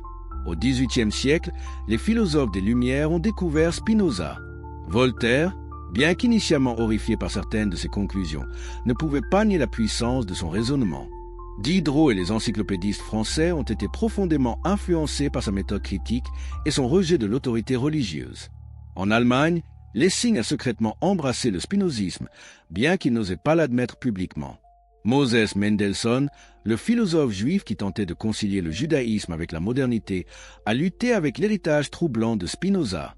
Et Goethe, Le grand poète allemand a été tellement captivé par la philosophie de Spinoza qu'il a décrite comme une illumination, une révélation qui a transformé sa compréhension du monde. Mais l'influence la plus profonde de Spinoza s'est exercée sur le développement de ce que les historiens appellent maintenant la critique biblique historique. N'est-ce pas remarquable? Un homme seul, travaillant dans l'isolement, a créé un outil intellectuel si puissant qu'il a révolutionné pour toujours la façon dont l'humanité lit et comprend les textes sacrés. Avant Spinoza, il y avait essentiellement deux options. Soit vous acceptiez la Bible comme la parole littérale de Dieu, soit vous l'interprétiez allégoriquement pour la faire correspondre à vos convictions philosophiques préexistantes. Spinoza a créé une troisième voie, une voie qui a ouvert des possibilités entièrement nouvelles. Sa méthode était révolutionnairement simple dans son principe, mais radicalement subversive dans ses implications. Traiter la Bible comme n'importe quel autre texte ancien. Posez les mêmes questions que vous poseriez sur n'importe quel document historique. Qui l'a écrit? Quand? Pour quelle audience? Avec quels objectifs? Quelles étaient les circonstances historiques et sociales qui ont produit ce texte? Quelles sont les sources que l'auteur a utilisées? Y a-t-il des contradictions internes qui suggèrent des auteurs multiples ou des révisions ultérieures? Ces questions semblent évidentes maintenant, n'est-ce pas? Mais au XVIIe siècle, les poser au sujet de la Bible étaient dangereux, potentiellement mortels. Spinoza l'a fait quand même. Et les résultats de cette méthode ont été explosifs. Lorsque vous examinez la Bible avec les outils de l'enquête historique critique, vous découvrez qu'elle n'est pas un livre unique écrit par un seul auteur inspiré par Dieu. C'est une bibliothèque, une collection de textes écrits par de nombreux auteurs différents sur une période de plus de 1000 ans, reflétant des contextes historiques très différents, des croyances théologiques évolutives, des agendas politiques variés. Vous découvrez des couches de composition, des traces de révision éditoriale, des contradictions qui ne peuvent pas être harmonisées, des mythes qui ont été empruntés à d'autres cultures du Proche-Orient ancien. Vous découvrez, en d'autres termes, que la Bible est profondément humaine. Cette découverte était terrifiante pour les autorités religieuses. Si la Bible est un produit humain plutôt qu'une révélation divine, alors quelle autorité a-t-elle? Pourquoi devrions-nous obéir à ses commandements? Comment peut-elle être la base de la foi? Mais Spinoza avait une réponse à ces questions, une réponse qui était à la fois rassurante et radicale. La valeur de la Bible ne réside pas dans son origine surnaturelle supposée. Elle réside dans son message moral central, l'amour de Dieu et l'amour du prochain manifesté par la pratique de la justice et de la charité. Ce message n'a pas besoin d'être divinement révélé pour être vrai et important. C'est une vérité morale accessible à la raison humaine. Au XIXe siècle, la méthode de Spinoza est devenue la base de toute l'entreprise académique moderne d'études bibliques. Des érudits allemands comme Julius Wellhausen ont développé la théorie documentaire du Pentateuque, démontrant de manière convaincante que les 5 premiers livres de la Bible étaient des compilations de 4 sources principales, différentes écrites à des époques différentes. David Friedrich Strauss a appliqué l'analyse critique aux évangiles, argumentant que les récits miraculeux de la vie de Jésus étaient des mythes créés par les premières communautés chrétiennes plutôt que des rapports historiques factuels. Ernest Renan en France a écrit une vie de Jésus qui présentait le Christ comme un homme extraordinaire, mais entièrement humain, sans aucune divinité surnaturelle. Ces érudits marchaient tous dans les traces de Spinoza. Ils utilisaient la méthode qu'il avait inventée, posaient les questions qu'il avait été le premier à poser, poursuivaient le projet qu'il avait commencé. Et leurs découvertes ont continué à éroder l'autorité absolue que la Bible avait exercée sur la pensée occidentale pendant des siècles. Aujourd'hui, dans toute université sérieuse du monde, l'étude de la Bible suit les principes établis par Spinoza. Les érudits bibliques examinent les textes hébreux et grecs, analysent leur forme littéraire, identifient leurs sources, les placent dans leur contexte historique et tentent de comprendre ce que les auteurs originaux voulaient communiquer à leurs audiences originales. Ils ne présument pas que la Bible est sans erreur. Ils ne la traitent pas comme un document tombé du ciel. Ils la lisent comme une collection fascinante et importante de textes religieux anciens créés par des êtres humains qui luttaient pour comprendre Dieu, le monde et eux-mêmes point, mais l'héritage de Spinoza va bien au-delà de l'érudition biblique. Sa défense de la liberté de pensée et d'expression a jeté les bases intellectuelles de la démocratie libérale moderne. Réfléchissez à ce que Spinoza a argumenté au XVIIe siècle, à une époque où pratiquement tous les gouvernements européens imposaient une conformité religieuse stricte. Il disait que l'État n'a aucune légitimité à contrôler les opinions religieuses ou philosophiques des citoyens. Il disait que tenter de le faire est non seulement injuste mais aussi contre-productif, créant de l'hypocrisie et des conflits plutôt que l'harmonie sociale recherchée. Il disait que les gens devraient être libres de penser ce qu'ils veulent, de lire ce qu'ils veulent, de discuter de ce qu'ils veulent, sans craindre la persécution. Ces idées semblent évidentes maintenant. Elles sont inscrites dans les constitutions des démocraties modernes. Elles sont protégées par les déclarations internationales des droits de l'homme. La liberté de pensée, de conscience et d'expression est considérée comme un droit humain fondamental. Mais il y a seulement 3 siècles et demi, ces idées étaient radicales, dangereuses, révolutionnaires. Spinoza a payé un prix terrible pour les avoir exprimées. Il a été excommunié, marginalisé, presque assassiné. Ses livres ont été interdits. Son nom est devenu un terme d'opprobre. Mais il les a défendus quand même, car il comprenait quelque chose de crucial. Sans liberté de penser, l'humanité ne peut pas progresser. Sans la capacité de questionner, de critiquer, de remettre en cause les autorités établies, nous restons prisonniers de la superstition et de l'ignorance. Et il avait raison. Les sociétés qui ont le plus progressé vers la justice, la prospérité et le bien-être humain sont celles qui ont embrassé les principes que Spinoza défendait. Les pays avec les traditions les plus fortes de liberté d'expression et de débat ouvert sont généralement ceux avec les meilleures éducations, les sciences les plus avancées, les cultures les plus créatives, les économies les plus prospères. À l'inverse, les sociétés qui tentent de contrôler ce que les gens pensent et disent, qui persécutent les dissidents, qui imposent l'orthodoxie religieuse ou idéologique, sont généralement caractérisées par la stagnation, l'oppression et le conflit. L'histoire a prouvé que Spinoza avait raison. Mais voici quelque chose de troublant. Dans notre monde contemporain, les principes que Spinoza a défendus sont à nouveau menacés. Oh, les menaces prennent des formes différentes maintenant. Nous n'avons plus, dans la plupart des démocraties occidentales, des inquisitions qui brûlent les hérétiques ou des États théocratiques qui exécutent les athées. Mais nous avons de nouvelles formes de contrôle de la pensée, de nouvelles tentatives de limiter ce que les gens peuvent dire, penser ou croire. Nous avons des algorithmes de médias sociaux qui créent des bulles de filtre, nous exposant seulement aux idées qui confirment nos préjugés existants. Nous avons des gouvernements autoritaires qui utilisent la technologie de surveillance pour surveiller et punir la dissidence. Nous avons des groupes qui tentent de faire taire les voix avec lesquelles ils sont en désaccord, non pas par l'argumentation mais par l'intimidation, la censure ou la violence. Et même dans les universités, ces institutions qui sont censées être des bastions de liberté intellectuelle, nous voyons des tentatives inquiétantes de limiter le débat sur certains sujets, de déclarer certaines idées hors limite, de punir ceux qui expriment des opinions jugées offensantes ou incorrectes. Des étudiants exigent que des conférenciers soient désinvités parce que leurs opinions sont considérées comme dangereuses. Des professeurs sont sanctionnés ou licenciés pour avoir enseigné des idées controversées. Des livres sont retirés des programmes d'études parce qu'ils pourraient offenser certains groupes. N'est-ce pas exactement le genre de contrôle de la pensée contre lequel Spinoza se battait?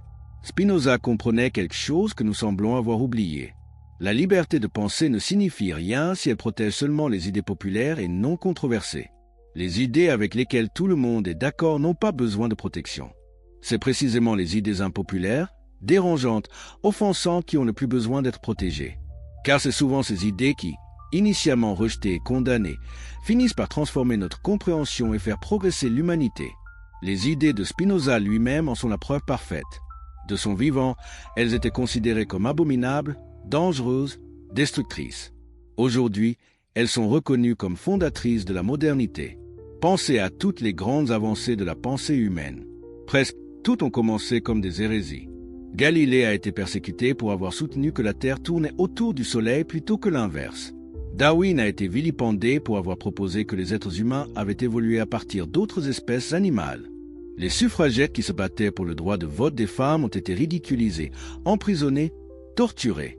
Les militants des droits civiques qui luttaient contre la ségrégation raciale ont été battus, bombardés, assassinés. À chaque époque, il y a eu des gens qui ont osé défier l'orthodoxie dominante, qui ont osé dire que l'empereur était nu. Et à chaque époque, ces personnes ont été attaquées, marginalisées, punies. Mais l'histoire a prouvé qu'elles avaient raison. Alors comment devrions-nous honorer l'héritage de Spinoza aujourd'hui? Pas en érigeant des statues, bien que plusieurs aient été construites. Pas en prononçant des éloges pieux à sa mémoire, bien que beaucoup l'aient fait. Nous honorons Spinoza en vivant selon les principes pour lesquels il a lutté. Nous l'honorons en défendant la liberté de pensée et d'expression, même et surtout pour les idées que nous trouvons offensantes ou dangereuses. Nous l'honorons en posant des questions difficiles, en remettant en cause les autorités établies, en refusant d'accepter des réponses simplement parce qu'elles sont anciennes ou populaires. Nous l'honorons en valorisant la vérité par-dessus le confort, l'honnêteté intellectuelle par-dessus la conformité sociale. Et qu'en est-il de la vision spécifique de Spinoza sur Jésus et les Écritures? Comment devrait-elle façonner notre compréhension aujourd'hui? Premièrement, Elle nous libère de la nécessité de choisir entre un fondamentalisme littéral absurde et un rejet complet de la tradition religieuse. Nous pouvons reconnaître que la Bible est un produit humain, profondément enraciné dans des contextes historiques et culturels spécifiques, tout en appréciant la sagesse morale qu'elle contient. Nous pouvons voir les contradictions, les erreurs, les mythes, sans pour autant rejeter le message central d'amour et de justice qui traverse ces textes anciens. Deuxièmement, la vision de Spinoza nous permet de récupérer le vrai Jésus sous les couches de dogmes théologiques qui l'ont obscurci. Lorsque nous éliminons les naissances virginales, les résurrections physiques, les natures divines et toute la machinerie métaphysique complexe que l'Église a construite autour de lui, nous découvrons un enseignant extraordinaire de sagesse morale. Un être humain qui a compris des vérités profondes sur l'amour, la compassion, le pardon, la justice. Un homme dont le message était si simple que n'importe qui pouvait le comprendre, mais si profond qu'il continue à défier et à inspirer l'humanité 2000 ans plus tard, point noté paradoxalement. Ce Jésus humain est plus pertinent, plus accessible, plus inspirant que le Christ divinisé de la théologie orthodoxe. Si Jésus était Dieu incarné, doté de pouvoirs surnaturels et de connaissances divines, alors son exemple est intéressant mais finalement inutile pour nous. Comment pourrions-nous l'imiter? Nous ne sommes pas des dieux. Mais si Jésus était pleinement humain, s'il a lutté avec les mêmes limites que nous tous, s'il a atteint la grandeur morale par des moyens purement humains, alors son exemple devient quelque chose que nous pouvons réellement aspirer à suivre. Nous aussi pouvons apprendre à aimer plus profondément, à pardonner plus librement, à vivre plus justement. La grandeur morale n'est pas réservée aux dieux.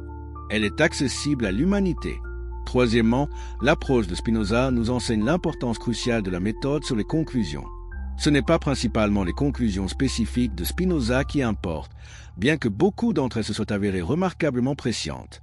C'est la méthode qu'il a développée, l'engagement envers l'enquête honnête, le refus de protéger des croyances chères de l'examen critique. Cette méthode est transférable. Nous pouvons l'appliquer non seulement aux textes religieux anciens, mais à n'importe quelle affirmation d'autorité, à n'importe quelle doctrine qui exige notre croyance, à n'importe quelle tradition qui prétend être au-delà du questionnement. Dans notre monde contemporain inondé d'informations mais affamé de sagesse, où les faits alternatifs et les fake news obscurcissent la vérité, où les algorithmes des médias sociaux créent des chambres d'écho qui renforcent nos biais plutôt que de les remettre en question, nous avons désespérément besoin de l'esprit critique que Spinoza incarnait. Nous devons apprendre à poser des questions difficiles. D'où vient cette information? Qui l'a créée et dans quel but? Quelles preuves la soutiennent? Y a-t-il des sources contradictoires que je devrais considérer? Mes propres biais m'empêchent-ils de voir clairement? Ces questions, appliquées rigoureusement et honnêtement, sont notre meilleure défense contre la manipulation, la propagande et l'auto-illusion. Mais l'héritage le plus profond de Spinoza pourrait être quelque chose de plus personnel et plus existentiel. Il nous montre qu'il est possible de vivre une vie de signification profonde et de satisfaction morale sans s'accrocher aux certitudes religieuses traditionnelles. Spinoza a été expulsé de sa communauté juive. Il a rejeté le christianisme orthodoxe. Il n'appartenait à aucune église, ne suivait aucun rituel religieux, ne croyait en aucun dieu personnel qui récompensait les bons et punissait les méchants. Pourtant, de tous les témoignages, il a vécu une vie de grande intégrité morale, de générosité d'esprit, de paix intérieure. Il était gentil avec ses voisins, patient avec ceux qui le critiquaient, généreux avec ceux dans le besoin, dévoué à la recherche de la vérité. Comment est-ce possible? Comment quelqu'un peut-il vivre moralement sans croire en une récompense ou une punition divine? La réponse de Spinoza était profonde. Nous ne devrions pas être bons parce que nous avons peur de l'enfer ou désirons le paradis. Nous devrions être bons parce que la bonté elle-même est sa propre récompense, parce que vivre moralement conduit au bonheur et à l'épanouissement humains authentiques. La vertu, pour Spinoza, n'est pas l'obéissance à des commandements divins arbitraires. C'est la compréhension rationnelle de ce qui conduit réellement au bien-être humain et l'agir en conséquence. Cette vision ouvre des possibilités remarquables. Elle signifie que les athées et les croyants, les chrétiens et les musulmans, les juifs et les bouddhistes, peuvent tous s'unir autour de valeurs morales communes sans avoir besoin de s'entendre sur des doctrines théologiques. L'amour, la compassion, la justice, l'honnêteté, le courage ne sont pas des valeurs chrétiennes ou juives ou islamiques. Ce sont des valeurs humaines, accessibles à tous ceux qui pensent rationnellement sur ce qui rend les sociétés et les individus florissants. Nous n'avons pas besoin d'être d'accord sur l'existence de Dieu, la divinité de Jésus, l'autorité du Coran ou toute autre doctrine religieuse pour nous accorder sur le fait que nous devrions traiter les autres avec gentillesse, aider ceux dans le besoin, dire la vérité et lutter contre l'injustice. C'est la vision d'une moralité vraiment universelle que Spinoza offrait, une moralité basée non sur la révélation divine mais sur la raison humaine et l'expérience. Et cette vision est peut-être plus pertinente maintenant qu'à n'importe quel moment depuis l'époque de Spinoza. Notre monde est plus interconnecté que jamais. Les personnes de différentes traditions religieuses et culturelles vivent côte à côte, travaillent ensemble, font face à des défis communs comme le changement climatique, les pandémies, les inégalités économiques. Nous avons besoin d'un terrain d'entente morale qui transcende nos différences religieuses particulières. Et Spinoza nous montre où trouver ce terrain commun, dans notre humanité partagée, dans notre capacité commune de raison et de compassion. Mais réalisons également quelque chose d'important.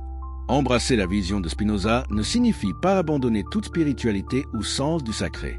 Spinoza lui-même était profondément spirituel d'une certaine manière. Il parlait de l'amour intellectuel de Dieu, de la béatitude qui vient de la compréhension de notre place dans l'ordre éternel de la nature. Il ressentait un émerveillement et une admiration devant l'univers qui n'était pas moins profond pour être naturaliste plutôt que surnaturel. Vous n'avez pas besoin de croire aux anges et aux miracles pour ressentir le sacré. Le sentiment d'admiration devant la vastitude du cosmos, la beauté complexe de la nature, la capacité remarquable de l'esprit humain à comprendre tout cela, c'est sa propre forme de spiritualité, peut-être plus authentique parce qu'elle est basée sur la réalité plutôt que sur l'illusion. Alors, où cela nous laisse-t-il aujourd'hui, 3 siècles et demi après la mort de Spinoza? Nous sommes à un moment crucial de l'histoire humaine. Les outils de la technologie moderne nous donnent des pouvoirs que nos ancêtres n'auraient jamais pu imaginer. Nous pouvons communiquer instantanément avec n'importe qui sur la planète. Nous avons accès à pratiquement toutes les connaissances humaines accumulées au bout de nos doigts. Nous avons les capacités scientifiques et techniques pour résoudre de nombreux problèmes qui ont tourmenté l'humanité à travers l'histoire, la pauvreté, la maladie, l'ignorance. Mais nous avons aussi le pouvoir de nous détruire nous-mêmes et notre planète. Les armes nucléaires, le changement climatique, les pandémies d'origine humaine, la manipulation génétique, l'intelligence artificielle, tous présentent des risques existentiels. Face à ces défis monumentaux, de quoi avons-nous besoin plus que toute autre chose? Nous avons besoin exactement des qualités que Spinoza incarnait, l'honnêteté intellectuelle pour voir la vérité même quand elle est inconfortable, le courage moral pour agir selon ce que nous savons être juste même quand c'est difficile, la compassion pour étendre notre cercle de préoccupations morales pour inclure toute l'humanité et même les autres espèces, et la sagesse pour équilibrer différentes valeurs et naviguer dans l'incertitude. Ces qualités ne nous sont pas données par révélation divine. Elles doivent être cultivées à travers l'éducation, la réflexion, la pratique. Et c'est là que l'héritage de Spinoza devient pratique plutôt que simplement historique. Nous n'avons pas besoin de choisir entre avoir des valeurs et être rationnels. Nous n'avons pas besoin de nous accrocher à des mythes religieux pour trouver un sens et un but. Nous pouvons construire des vies de profonde signification basées sur la vérité plutôt que sur l'illusion, sur la raison plutôt que sur la superstition, sur la compassion humaine plutôt que sur le commandement divin. Et de telles vies, suggère Spinoza, sont en fait plus satisfaisantes, plus libres, plus vraiment humaines que les vies vécues dans l'obéissance aveugle à l'autorité religieuse. La lutte pour la liberté de penser que Spinoza a menée n'est jamais terminée. Chaque génération doit la mener à nouveau contre de nouvelles formes d'orthodoxie, de nouvelles tentatives de contrôler ce que les gens peuvent penser et dire. Dans notre époque, cette lutte prend des formes que Spinoza n'aurait jamais pu imaginer. Nous devons défendre la liberté de penser contre les algorithmes qui créent des bulles de filtre. Nous devons la protéger contre les technologies de surveillance qui permettent un contrôle sans précédent sur les populations.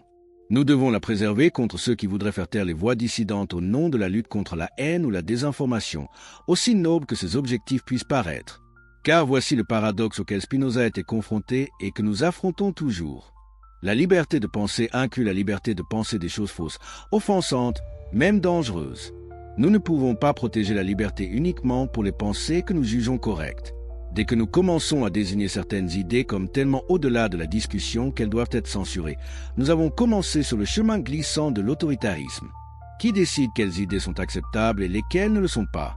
Quel mécanisme garantit que ce pouvoir ne sera pas utilisé pour supprimer la vérité plutôt que le mensonge? L'histoire montre que ceux qui ont le pouvoir de censurer utilisent presque toujours ce pouvoir pour protéger leur propre position plutôt que pour servir la vérité. La solution de Spinoza était simple mais profonde. Plutôt que de censurer les mauvaises idées, nous devrions les combattre avec de meilleures idées. Plutôt que de faire taire ceux avec qui nous ne sommes pas d'accord, nous devrions les engager dans un débat rationnel. La vérité, selon Spinoza, est automanifeste. Quand les gens sont libres de penser et de discuter ouvertement, la vérité finit par émerger. Cela peut prendre du temps. Il peut y avoir des détours et des faux départs. Mais à long terme, la raison et les preuves l'emportent sur la superstition et les préjugés. Mais seulement si nous maintenons les conditions qui permettent un débat libre et ouvert. Dès que nous commençons à restreindre qui peut parler et ce qui peut être dit, nous sabotons le processus même par lequel la vérité est découverte. Terminons par un retour à Jésus, la figure qui a été au centre de notre exploration. Qu'est-ce que Spinoza nous dit vraiment sur Jésus que personne ne veut nous raconter? Il nous dit que nous n'avons pas besoin de la mythologie pour préserver ce qui était vraiment précieux dans la vie et les enseignements de Jésus. Les naissances virginales, les résurrections physiques, les natures divines, tout cela peut tomber sans que la grandeur de Jésus ne soit diminuée. En fait, cette grandeur devient peut-être plus claire une fois que nous éliminons les ornements mythologiques. Un être humain qui a vécu et enseigné il y a 2000 ans a compris des vérités morales, si profondes qu'elles ont transformé la civilisation occidentale. Ce n'est pas rien, ce n'est pas ordinaire, c'est extraordinaire, et le message de cet homme remarquable était simple. Aimer Dieu, ce qui signifie aimer la vérité, aimer la justice, aimer tout ce qui est bon et beau dans l'existence. Et aimer votre prochain, ce qui signifie étendre votre compassion et votre préoccupation à tous les êtres humains, pas seulement à ceux de votre propre tribu, religion ou nation. Vivez avec intégrité. Pardonnez ceux qui vous blessent. Défendez les opprimés. Dites la vérité même quand c'est coûteux. Ce sont les enseignements qui ont fait de Jésus l'une des figures les plus influentes de l'histoire. Et ce sont des enseignements que n'importe qui peut comprendre et pratiquer, croyant ou athée, chrétien ou juif, musulman ou bouddhiste, ou n'appartenant à aucune tradition religieuse du tout. Spinoza nous libère pour redécouvrir ce Jésus, pour apprécier sa grandeur sans avoir à croire des choses qui violent notre raison et notre honnêteté intellectuelle. Et cette libération est elle-même une sorte de bonne nouvelle, un évangile pour l'ère moderne. Nous n'avons pas besoin d'abandonner nos esprits critiques pour être des personnes morales. Nous n'avons pas besoin de croire à l'impossible pour vivre des vies de sens et de but. Nous pouvons honorer Jésus, Spinoza et tous les grands maîtres moraux de l'humanité précisément en vivant selon les valeurs qu'ils ont enseignées. Vérité, justice, compassion, courage. L'histoire de Spinoza et de sa vision radicale de Jésus n'est pas simplement de l'histoire ancienne. C'est une histoire vivante, pertinente, urgente pour notre moment actuel. À une époque où les fondamentalismes religieux de toutes sortes menacent la paix et le progrès, où les dogmes idéologiques remplacent la pensée critique, où les autorités de tout type exigent notre obéissance sans question, nous avons besoin de l'esprit de Spinoza plus que jamais. Nous avons besoin de son courage pour dire la vérité au pouvoir. Nous avons besoin de son engagement envers la raison face à la superstition. Nous avons besoin de sa compassion qui étendait la préoccupation morale à toute l'humanité. Et nous avons besoin de son exemple, montrant qu'il est possible de vivre avec intégrité complète tout en étant intellectuellement honnête. Alors de quel pays regardez-vous cette vidéo? À quelle heure découvrez-vous cette histoire qui relie un philosophe excommunié du XVIIe siècle aux défis urgents de notre XXIe siècle? Êtes-vous inspiré par le courage de Spinoza? Êtes-vous interpellé par sa vision de Jésus comme enseignant humain de sagesse universelle?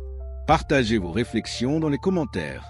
Et si cette histoire vous a touché, si vous pensez que ces idées méritent d'être connues par plus de gens, alors abonnez-vous à cette chaîne, partagez cette vidéo avec vos amis et votre famille et aidez à diffuser le message que Spinoza a risqué tout pour proclamer, que vous êtes libre de penser par vous-même, que vous n'avez pas besoin d'autorité religieuse pour vous dire quoi croire, que la vérité et la moralité sont accessibles à la raison humaine et que la liberté intellectuelle est le fondement de toute autre liberté. C'est un message dont notre monde a désespérément besoin aujourd'hui, tout autant qu'au XVIIe siècle quand un jeune homme juif à Amsterdam a osé le proclamer pour la première fois, sachant qu'il serait maudit, banni et détesté pour avoir dit la vérité. Mais il l'a dit quand même. Et sa vérité a survécu. Elle a prospéré. Elle a transformé le monde. Et elle continue à nous appeler, 3 siècles et demi plus tard, à vivre avec le même courage, la même honnêteté, la même liberté d'esprit que Baruch Spinoza incarnait. Ce que Spinoza a vraiment dit sur l'enfance de Jésus que personne ne vous raconte. Avez-vous déjà ressenti ce frisson troublant qui parcourt votre colonne vertébrale lorsque vous réalisez que tout ce que vous avez cru pendant des années pourrait être une construction élaborée, une façade soigneusement peinte pour cacher des vérités dérangeantes? C'est exactement ce que Baruch Spinoza a ressenti au XVIIe siècle lorsqu'il a osé poser des questions que personne ne voulait entendre. Mais avant de plonger dans cette histoire fascinante qui va bouleverser tout ce que vous pensiez savoir sur les premières années de Jésus, si vous aimez les récits qui défient les dogmes établis, qui ébranlent les fondations de nos certitudes et qui révèlent des vérités cachées pendant des siècles, n'oubliez pas de vous abonner à la chaîne pour ne manquer aucun moment de ces révélations explosives qui vont suivre. Et dites-moi dans les commentaires de quel pays vous regardez cette vidéo et à quelle heure vous la découvrez en ce moment même. Êtes-vous en train de regarder depuis la France, le Québec, la Belgique, la Suisse ou peut-être depuis un coin reculé d'Afrique francophone? Et si vous regardez sur votre téléphone portable, prenez une seconde pour liker cette vidéo. Cela aide énormément l'algorithme à faire découvrir ce contenu à d'autres personnes qui ont soif de vérité comme vous. Imaginez un instant la scène. Amsterdam, 1656. Un jeune homme de 23 ans se tient debout devant les anciens de sa communauté juive portugaise. Son nom est Baruch Spinoza, et ce qui s'apprête à vivre va changer non seulement sa propre existence, mais également la façon dont l'humanité comprendra les textes sacrés pour les siècles à venir. Les autorités rabbiniques prononcent contre lui un hérem, une excommunication si sévère qu'elle est presque sans précédent dans l'histoire de cette communauté. Les mots résonnent dans la synagogue, chargés de menaces et de malédictions. Spinoza est banni, chassé, condamné à vivre comme un paria. Ses amis d'enfance ont reçu l'ordre de ne plus lui adresser la parole. Sa propre famille doit le traiter comme s'il était mort. Quel crime terrible a-t-il bien pu commettre pour mériter un tel châtiment? La réponse est aussi simple que terrifiante. Il a osé poser des questions. Il a osé examiner les Écritures avec les outils de la raison plutôt qu'avec les œillères de la tradition. Il a osé suggérer que les textes sacrés, ces documents que des générations avaient vénérés comme la parole intouchable de Dieu, pouvaient contenir des contradictions, des erreurs, des mythes construits par des hommes pour servir des agendas politiques et sociaux. Et parmi toutes ces investigations dangereuses, aucune n'était plus explosive que ce qu'il a découvert concernant l'enfance de Jésus de Nazareth. Que se passe-t-il lorsqu'un esprit brillant et impitoyable applique la méthode critique aux récits les plus sacrés du christianisme? Que découvre-t-on quand on ose regarder au-delà des images pieuses de la Nativité, au-delà des anges et des bergers, au-delà des rois mages et de l'étoile de Bethléem? Spinoza a découvert quelque chose de profondément dérangeant. Il a découvert que les évangiles qui sont censés raconter l'histoire complète de Jésus passent sous silence 18 années cruciales de sa vie. 18 ans. Comment est-ce possible? Si les évangélistes étaient vraiment inspirés par l'Esprit Saint, comme le prétend la doctrine traditionnelle, comment ont-ils pu oublier de mentionner près de 2 décennies de l'existence de l'être le plus important qui ait jamais foulé cette terre? Mais ce n'est pas tout. Spinoza a également découvert que les quelques récits de l'enfance de Jésus qui existent se contredisent de manière flagrante. Les généalogies ne correspondent pas. Les dates ne concordent pas. Les événements racontés par un évangéliste sont complètement absents chez un autre. Et le plus troublant de tout, il a trouvé des preuves suggérant que Jésus pourrait avoir eu un père biologique bien humain, remettant en question l'un des dogmes les plus fondamentaux du christianisme, celui de la naissance virginale. Ce que vous vous apprêtez à découvrir dans les prochaines minutes va probablement vous choquer. Cela va peut-être vous mettre en colère. Certains d'entre vous vont peut-être rejeter ces idées sans même leur donner une chance d'être examinés sérieusement. Mais d'autres, ceux qui ont le courage de questionner, ceux qui préfèrent une vérité inconfortable à un mensonge rassurant, vont trouver dans l'analyse de Spinoza quelque chose de libérateur, quelque chose qui ouvre des portes vers une compréhension plus profonde et plus honnête de qui était réellement Jésus. Alors êtes-vous prêt à franchir le seuil? Êtes-vous prêt à voir ce que Spinoza a vu? Êtes-vous prêt à affronter des vérités que les autorités religieuses ont essayé de cacher pendant des siècles? Pour comprendre l'ampleur de ce que Spinoza a découvert, nous devons d'abord comprendre l'homme lui-même et le contexte dans lequel il a vécu. Baruch Spinoza est né en 1632 dans une famille de commerçants juifs portugais qui avaient fui l'Inquisition. Ces familles, connues sous le nom de conversos, avaient été forcées de se convertir au christianisme en Espagne et au Portugal, mais beaucoup avaient maintenu secrètement leur identité juive. Lorsqu'ils sont arrivés à Amsterdam, ils ont pu retrouver ouvertement leur judaïsme. Le jeune Spinoza a reçu une éducation juive traditionnelle approfondie. Il a étudié l'hébreu, le Talmud, les commentaires bibliques, toute la richesse de la tradition intellectuelle juive.